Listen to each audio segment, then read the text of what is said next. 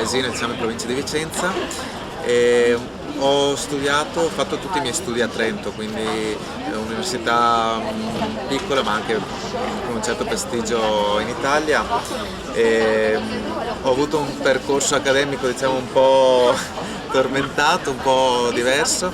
Ho fatto una laurea triennale in mediazione linguistica, appunto studiando dunque le lingue, e poi ho cambiato abbastanza radicalmente più verso il lato appunto economico, facendo una specializzazione che si chiama Net Economy, quindi orientata un po' appunto alla nuova economia legata al mondo di internet. A Trento io mi sono trovato sempre benissimo, perché essendo un'università più piccola, quindi c'era una relazione molto più diretta con i professori, cosa che è difficile trovare un corso come a Madrid, dove magari ti trovi anche con decine di altri studenti, quindi il rapporto con i professori diventa molto più standardizzato, certo, insomma. Lì c'era un rapporto più stretto. Sì.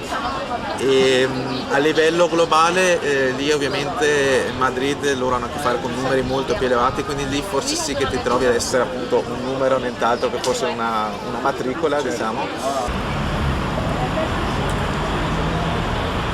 Forse quello che farei io è non metterei il numero chiuso, però ma sarei più difficile, più selettivo. Esatto, sì, più selettivo a livello di merito proprio. Favorevole o contrario ai finanziamenti di Stato alle università private, e qualunque sia la tua risposta, perché? Io assolutamente contrario. Perché? Perché se hanno i soldi possono prendere da lì, insomma, non è che... No, anzi penso che sono assolutamente contrario, perché anzi penso che bisognerebbe dare un contributo molto più forte alle università pubbliche. Che no. Pero si se pone triste el cara dura. Bueno, está bien, te voy a dar el regalo. Te perdono y te perdono porque eres mi amigo, pero me tienes que prometer algo. Pues que te vas a quedar aquí completamente quietecito. No vas a mover ni un dedo. Pues prometido, pues prometidísimo, pues y ustedes le echan un ojo por si acaso. Me lo vigilan bien. Si muevo un dedito me avisan, ¿de acuerdo? Bueno, me voy más tranquilo entonces. Io consiglio Erasmus a tutti, perché anche se magari finite in un paesino di 10.000 abitanti in Belgio, no? Nel senso che certo, si creano dei rapporti con altri Erasmus, si crea un certo specie di rete che poi può essere esatto, utile anche successivamente. Sì, esatto, ma è un'esperienza molto diversa da qualsiasi altra. Io anche il fatto di tornare qua sapevo che non tornavo a fare l'Erasmus, insomma, per cui in realtà quello che più mi ha condizionato è stata proprio la Spagna in sé. L'Erasmus sicuramente è stato un anno comunque, un anno sabbatico tra virgolette appunto nella mia vita. Studiavi durante l'Erasmus? Ma ce l'ho fatto, dai. No? Sì, dai. Il fuoco per le lingue c'è sempre stato, non a caso è legato anche un po' alla passione per i viaggi e la passione per vivere in un altro mondo, in un altro tipo di cultura, ed è per questo infatti anche delle ragioni per cui sono qua. Però diciamo che avevo iniziato all'università seguendo un po' la passione, poi ho puntato più a un altro corso seguendo un po' quello che più mi conveniva fare, non so se mi spiego, quindi ho lasciato da una parte la passione e ho cercato di professionalizzarmi. Qualcosa di più concreto forse? Sì, esatto. Allora, università abbiamo detto che l'hai fatta a Trento, poi una volta terminata sei venuto qui in Spagna, sì, per l'Erasmus. L'Erasmus l'ho fatto ancora nell'anno 2002-2003, quindi quando stavo facendo il corso di lingue a Trento, ed è stato un anno abbastanza, non so come dire, che mi ha cambiato, diciamo, si potrebbe dire un anno che mi ha cambiato la vita, perché da lì poi ho deciso quello che sarebbe state le mie scelte future di vita, per appunto di tornare qua in maniera più stabile.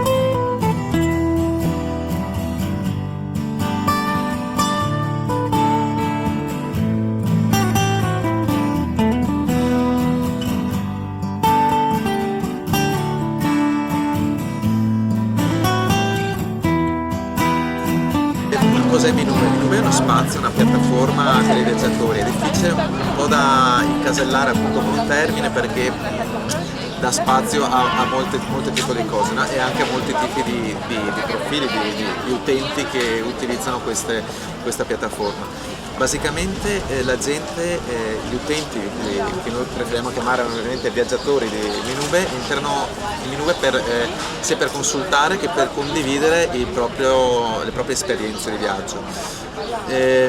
Come sappiamo oggi stanno prendendo piede questo tipo di siti, ce ne sono molti altri ovviamente. Quello che forse si differenzia dalla maggior parte degli altri è che noi invitiamo gli utenti a condividere i loro posti preferiti, le loro raccomandazioni di viaggio. Quindi noi appunto quando tu entrerai in Minube vorremmo che tu ci parlassi delle esperienze che veramente ti hanno impressionato quando appunto hai fatto il tuo viaggio o anche della tua città, no? Perché no? Con foto, video, sì, esatto. Cose. Si può contribuire. Sentivo anche hai fatto una press conference a Milano recentemente, dimmi i numeri importanti del vostro sito, che visitatori. Sì, a livello globale stiamo parlando abbiamo superato da poco i 500.000 viaggiatori iscritti, invece a livello solo di visitatori siamo sui 30 milioni di visite all'anno.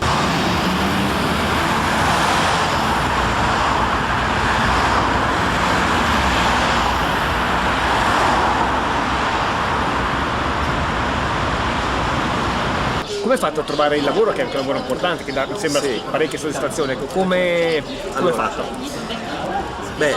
Non è stato così semplice, è stato un po' di fortuna e un po' ovviamente a livello di curriculum, certo. Diciamo, nel senso che io appunto, come dicevo, ho studiato Net Economic e quindi è in realtà uno studio che è abbastanza idoneo per quello che sto facendo oggi, quindi sono abbastanza in linea con quello che è il mio percorso di studi, quindi questo ovviamente è stato valutato dai miei superiori all'epoca positivamente, e in più conoscevo abbastanza lo spagnolo, quindi è stato certamente un vantaggio rispetto magari ad altre persone che posso immaginare abbiano partecipato a questi colloqui e magari non erano così preparati. Te hai mandato un curriculum, hai messo il curriculum online, quindi ripeto, non c'era nessuno che ti ha detto vai a Minube che ti assumeranno. Ti sei presentato, ho risposto a un annuncio online e da lì sono stato poi selezionato. È importante anche a dire che sono entrato come stagista, quindi anche diciamo, la gavetta ha avuto la sua parte, ho fatto uno stage di 6 mesi e poi mi avevano già all'epoca comunque mi avevano detto che lo stage era finalizzato poi all'assunzione e quindi da lì sono stato assunto a tempo anche indeterminato, che non è insomma indefinito. Stage retribuito o no? Stage retribuito. Ancora oggi c'è qualcuno italiano ovviamente che mi chiede ancora queste cose, che mi chiede come si sta in Spagna, che vorrebbe vivere in Spagna. Io sinceramente sono purtroppo abbastanza duro nelle risposte perché vedo una situazione abbastanza critica che non so bene quando si risolverà. Io credo che il 2013 non sarà l'anno buono, quindi non vedo ancora spiragli importanti. Quello che io soprattutto consiglio è che devi venire un po', non dico a colpo sicuro perché è difficile venire qua già con un lavoro, anzi è molto probabile, però almeno devi venire preparati, nel senso che un lavoro specializzato come il tuo può avere ancora uno spazio qui in Spagna o anche in un lavoro specializzato come il tuo appunto soprattutto si fa sempre fatica, però in realtà il settore online è uno dei pochi che penso abbia registrato delle cifre positive quest'anno, quindi è uno dei pochi che sta un po' tirando, adattandosi però, non c'è da... Non chiedendo la luna.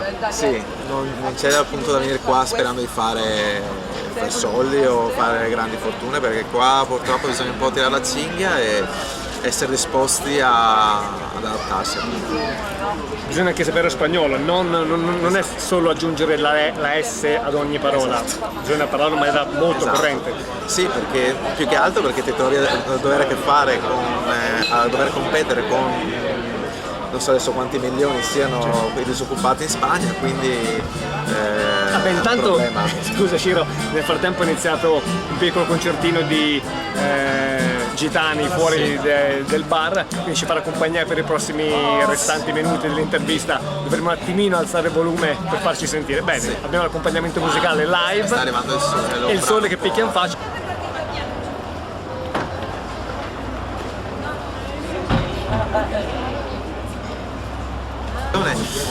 Però è una situazione che ormai è abbastanza insostenibile. Purtroppo quello che si sta verificando è una specie di adattamento anche a questa situazione, no? In Italia, forse anche in Spagna un po', nel senso che se compare un po' di corruzione sotto ogni sasso, per cui alla fine uno la prende come normalità. Esatto, in Italia al momento non ci siamo ancora indignati tanto quanto qui in Spagna. Questo secondo te perché ci siamo assuefatti o perché i movimenti che vediamo in Spagna sono dovuti al fatto che il governo è intervenuto in maniera massiccia proprio nelle tasche dei cittadini? In Italia accettiamo tutto, in Spagna la gente va in piazza.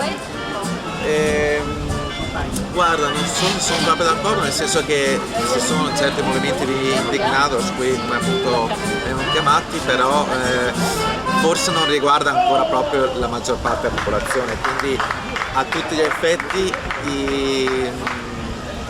i vantaggi, insomma, o i risultati che hanno ottenuto gli indignados ad oggi sono nulli. Quindi mi sembra, vanno in piazza, manifestazione anche cruente, però risultati zero. Risultati zero, forse non è neanche il metodo giusto da seguire, non lo so.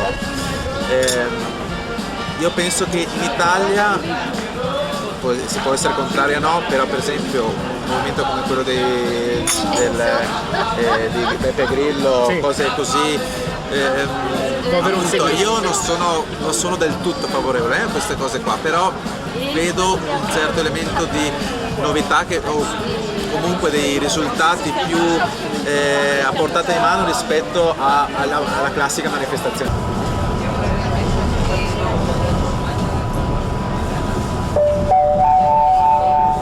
Próxima estación.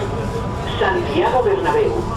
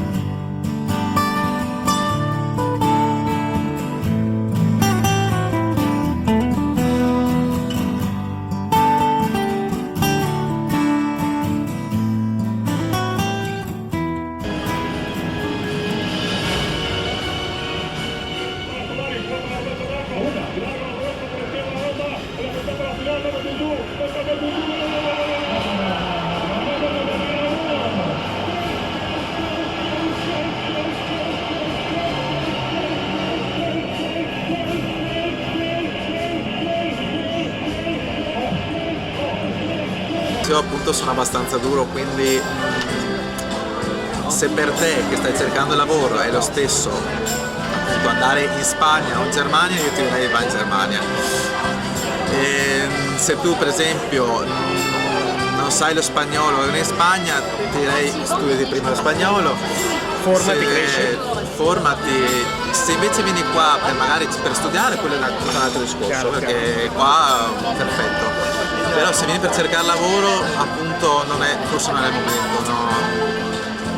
Certo, se vieni con qualche contatto che ce l'hai già, perfetto, perché per vivere qua ci sono anche dei costi di vita forse più accessibili rispetto all'Italia e quindi poi uno che ha lavoro vive bene. Costi che dicevi prima, un paragone tra gli stipendi medi spagnoli e gli affitti medi appunto spagnoli e italiani, ecco, cioè stipendi da una parte e dall'altra, sì, Spagna e Italia. In Spagna ovviamente gli stipendi sono abbastanza più bassi. Tipo uno stipendio medio quanto potrebbe essere? Io credo che il medio sia sui 1.200, 1.100-1.200. Beh, non è che in Italia si vada lontanissimo da questi stipendi medi, poi c'è. No, dipende dal lavoro, poi Chiaro. se parli di un cameriere forse, adesso non vorrei dire sciocchezze, ma penso parliamo di 800 euro. per cui stipendi bassini. L'unica cosa è che se Madrid rappresenta un po' un'anomalia a livello di affitti perché sono abbastanza più cari rispetto alle altre città, quindi allo stesso, se tu cerchi lo stesso tipo di lavoro ti direi fa attenzione che appunto a Madrid, se vieni a vivere a Madrid ti troverai degli affitti un po' più cari. Per esempio se sei in centro ti troverai a condividere un appartamento con altra gente, stiamo parlando del centro, proprio la zona più centrale, parliamo di 500 euro, 600 euro. Poi è chiaro, sto parlando di termini relativi perché se vai a vivere in centro a Roma probabilmente sono anche più alti i costi.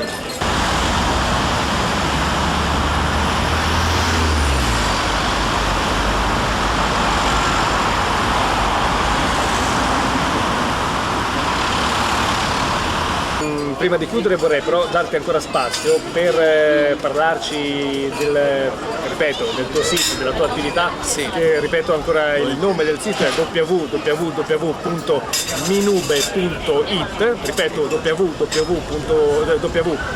www.minube.it, del quale appunto Ciro è il country manager. Spazio a 360 gradi sulle prossime anche iniziative che avrete per diffondere il sito. Sì, beh guarda, a questo punto ti do un'anteprima. Grazie. Penso, non so dirti la data esatta perché non dipende solo da noi, ma fra una decina di giorni lanceremo la nuova versione dell'applicazione. Infatti noi non siamo solo web, siamo anche mobile, potremmo dire 50-50. Un'applicazione che già l'anno scorso è stata lanciata la prima versione a luglio 2011, che ha ottenuto anche un successo abbastanza, potremmo dire, inaspettato, perché a fine anno Apple, che come sappiamo non è l'ultimo arrivato, ci ha premiato come migliore applicazione di viaggi del 2011. E ci riproviamo quest'anno appunto con questa nuova applicazione, che non è solo un aggiornamento ma è totalmente diversa. Chi ha l'applicazione, che si è scaricata l'applicazione, la prima versione, invito a scaricarsi anche la seconda perché sarà una nuova esperienza. Beh, Ciro, abbiamo avuto il piacere di avere appunto con noi Ciro Gechelini, che è, ripeto, il country manager del sito www.minube.it. È stato con noi per una mezz'oretta, lo ringrazio veramente a livello personale. Grazie a te. Grazie per aver accettato la nostra domanda di incontrarci, ci ha dato una visione su quella che è la sua esperienza qui a Madrid, con i pro e con i contro, ci ha parlato della sua attività di country manager di minube.it. Da questa splendida piazza e da questa splendida città per il momento è tutto. Da Madrid, da Alberto e da Ciro, ciao a tutti e grazie per averci seguito. Ciao.